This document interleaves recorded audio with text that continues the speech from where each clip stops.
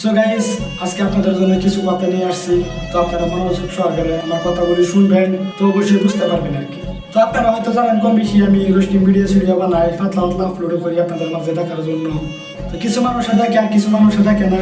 যারা যারা দেখে তারা কিন্তু আমার ভিডিওতে লাইক কমেন্ট শেয়ার করে না। মানুষকে কি বলবো, আমার নিজের বন্ধু বান্ধব যারা আছে তারাও কিন্তু প্রচুর পরিমাণে আমার ভিডিওটা দেখে, দেখার পরে কিন্তু তারা আমাকে একটা লাইক কমেন্ট শেয়ার করে না। আরে ভাই, আর কি বলবো, মানুষ যখন একটা উপরে উঠতে চায় তখন সুযোগ দেওয়ার উচিত। কারণ একজন মানুষ উপরে উঠতে চাইতেছে, একটু সুযোগ দেয় যে কিভাবে ওঠা যায়, তাই না? তো সেই সুযোগটা কিন্তু আমাদের বন্ধু বান্ধবের কাছে নাই। আমার বন্ধু বান্ধবে এটাই ভাবে, হ্যাঁ এরকম ভাবে উপরে উঠে যাইতেছে, তাকে কেন উঠতে দিব, করে দিতে চাই না।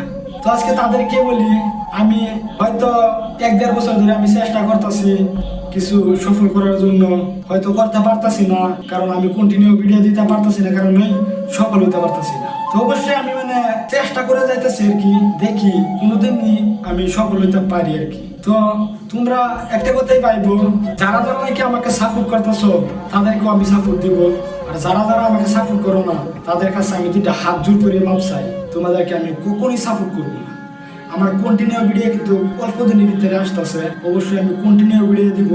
আর যারা যারা আমার ভিডিও দেখে ভালো লাগে না অবশ্যই তারা আমার আইডিতে ব্লক করে রাখো। তোমাদেরকে আমি কখনোই বলি না যে আমার ভিডিও দেখতে লাগবে, তোমাদের পছন্দ হইলে তোমরা দেখবা, পছন্দ না হলে তার কখনোই দেখবা না, তাই না? তো তার জন্য বলতেছি, আমার কথা বলি এখানে আসছিল।